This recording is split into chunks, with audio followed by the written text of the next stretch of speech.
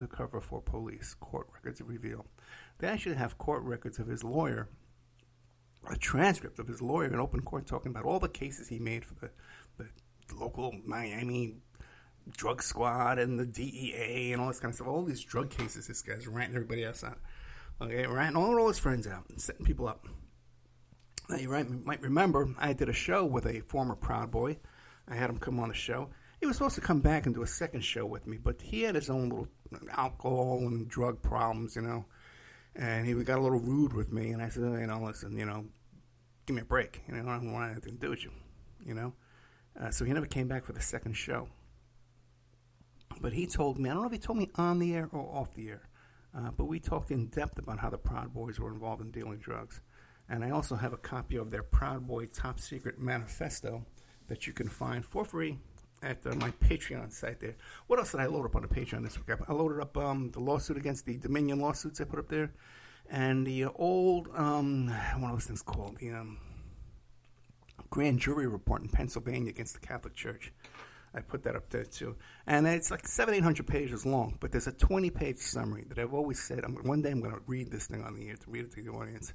Because the grand jury took this so to heart, they took this so seriously that they said, listen, we're writing this summary because we need you to understand what happened here. Yeah, and that this is important. We know you're not going to read the whole giant report. This is why we're telling you what happened in this summary. Just heartbreaking, and I would recommend everybody go read that, and just do something about this stuff, man. Okay, let's see. Oh yeah, I read this headline today. What is it? A boyfriend arrested in case of babysitter accused of killing toddler after disturbing phone searches. Now, as soon as I read that, I said, oh my God, what's going on here, man? And so I pull up the article, and what was the quote in there? In addition, investigators allege they found searches on Floods the babysitter, cell phone for, quote, what type of people enjoy abusing other people's children, unquote. And, quote, what does it mean to have a sudden urge to beat a child that's not yours? So what do we see here? Here's this woman babysitter who, by the way, has kids of her own, no indication she's abusing her own kids, but somehow these urges came over her that she wanted to beat this child, or maybe it was her boyfriend she was texting about that he wanted to beat the child, or maybe they both had this urge and they wanted to do it. But the thing is, they did try and reach out and seek help. They went to the internet, to Google, to see, is there help for me? I can sense this is wrong. I need help.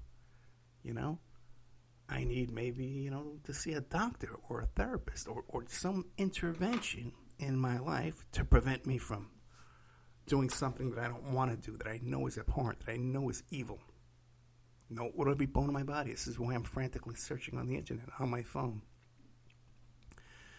Now, if only there was something like Medicare for all, where the average person could pick up a phone and call a healthcare therapist, a healthcare professional, a psychologist or a psychiatrist, and say, I'm having these urges. I need to speak to someone. Oh, my goodness, this is an emergency. Come right in.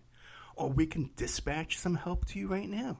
Not that the system we have right now, if she were to pick up the phone and call for help, she would have armed men show up at her house looking for a reason to arrest her and put her in jail. Nobody in their right mind is going to invite that into their life when they're seeking intervention and they're trying to prevent a tragedy from coming on. You can guarantee there's a tragedy going to come into your life when you pick up the phone, dial 911, there's armed men showing up. You can guarantee there's going to be a problem. Okay?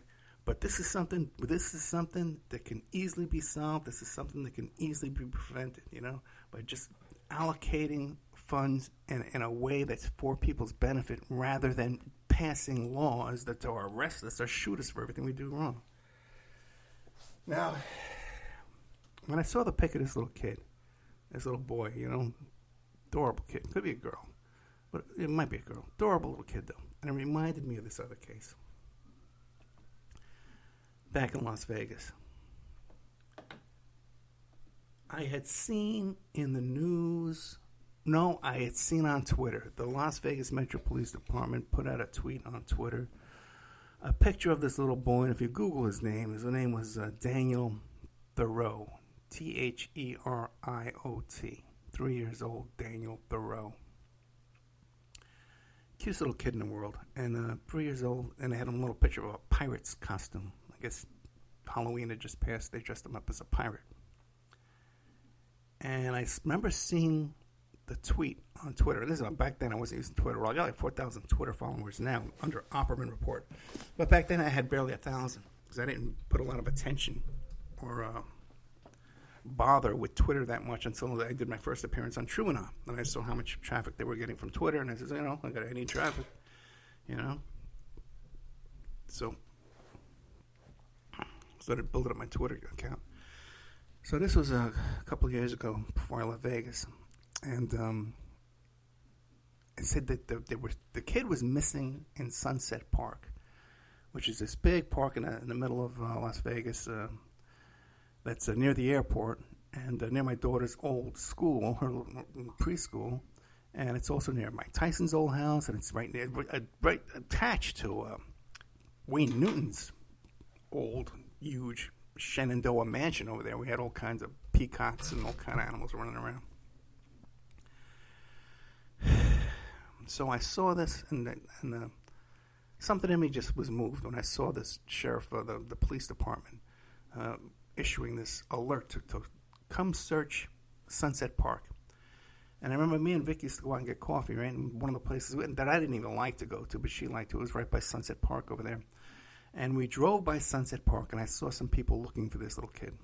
And I wanted to say to her, hey, let's get out of the car and go look. But whatever, I didn't, and I came home. And I was sitting around, and finally I said, I can't just sit here. I got to go look for that kid. And I put on, because I was just imagining this kid because I used to go walking around that park a lot, and there's a lot of trails and things, where you can fall into a little ditch with water, and then a little kid sees water. Oh, let me go swim in the water. And next thing you know, you're in a drainage ditch, drowning. And I just had this image in my head of this poor little baby drowning or stuck in a sewage drain or something. This vision in my head I had. So I posted on Facebook and Twitter, and I said, hey, man, I'm going to go down there and search for this kid. Who wants to come with me? Okay, and I tagged a whole bunch of people who live in Vegas nearby me. I didn't even take my ex-girlfriend and see if she wanted to come. And so I just tagged a bunch of people. I didn't carry a phone back in those days, so no one was getting back to me. And when I got there, some people recognized me, and I recognized them, and we kind of formed a little team. We went by where the police was set up. And we said, okay, we want to help search, And I said, okay, you can search, but take a picture. Don't touch anything. If you find something. And I said, well, what if you find them drowning in the water? Because there's a big lake there where they feed ducks and stuff, huge body of water.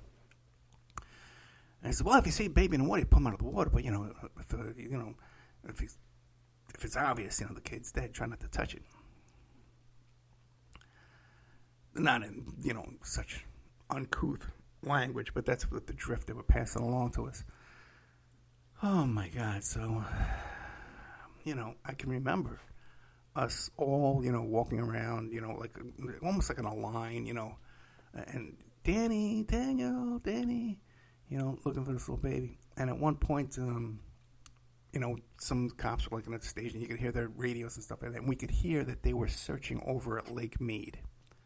Okay? That they would, for some reason, they weren't looking at Sunset Park. They were looking over by the lake.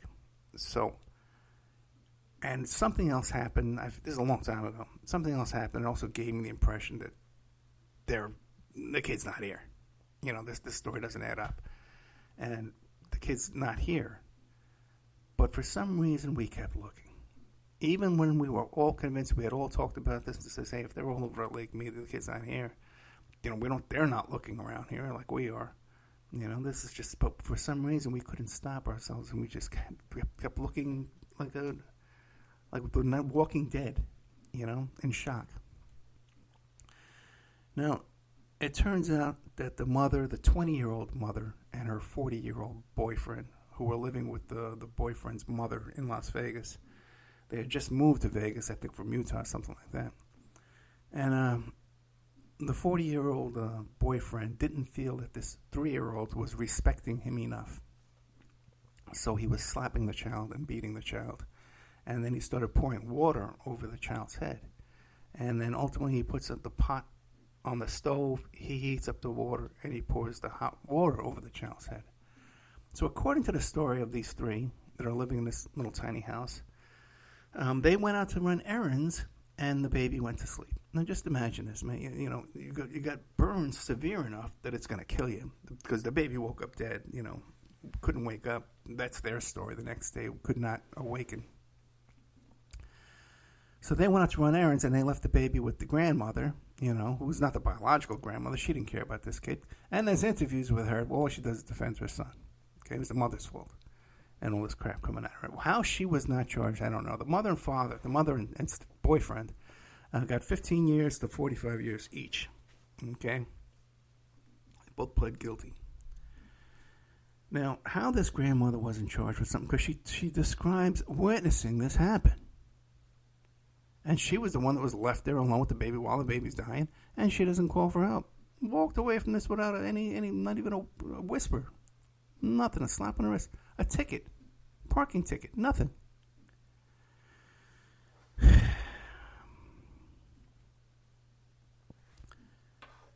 Anyway, the mother's name is Cassie Smith. The grandmother is Kathy Evans, who never did a day in jail. And the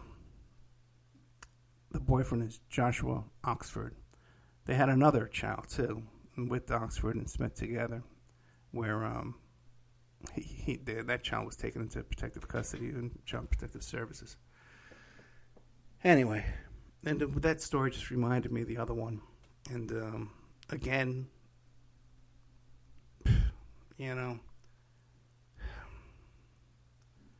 if you got a family situation here, and either, well, this child's not respecting me enough, maybe there could be an agency or a service or a church or someone you can contact for help in that kind of situation rather than indulging in self-help and then being afraid of going to authorities for advice and help. And obviously, this guy, Oxford, his own mother was dysfunctional. His childhood must have been a mess.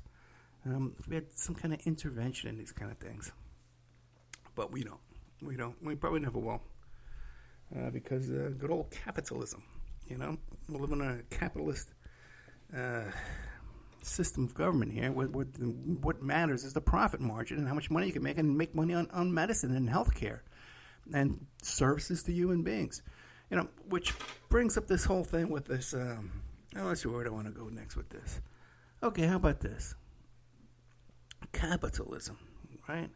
Where people profit over other people's misfortune, other people's medical conditions, other people's medical illness.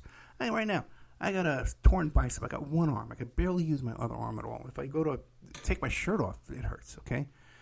And but there's no services for me. There's no help for me to get this thing fixed. And I'm trying to finagle this thing here with, medical insurance, fly across the country and, rig it. Maybe I'll get it done. Maybe I won't. I don't know. But the point is, obviously, that this $100 trillion billion medical care system we have in this country doesn't have enough money to take care of Ed Opperman's arm. A little 1 hour surgery. Yep, no, I can't afford that. Back to your room, man. Oh, God. So what do we have instead? Okay, what do we have instead? Pfizer.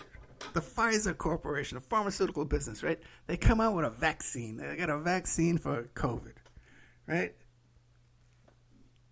And they come up with this system. Well, we're going to sell these vials of vaccine to you, and there's 5 doses per vial.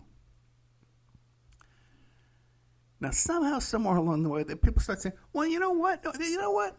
We told you there was 5. Really, there's 6. We want you to pay us now for 6. And somehow the American government just says, okay, Mr. Pfizer, here's a check. We'll pay that for you. But then it turns out, too, that not only that, but in order to get that 6th dose out of this vial, you need a special syringe to suck it out of there. Okay? The first syringes Pfizer sold us and the first vials that they sold, oh, yeah, those are okay for the 5. But if you want the 6th I'm charging you for now, you got to buy this syringe, too. All right? Now, that's capitalism for you. Okay? That's capitalist system. United States of America. It's capitalist utopia.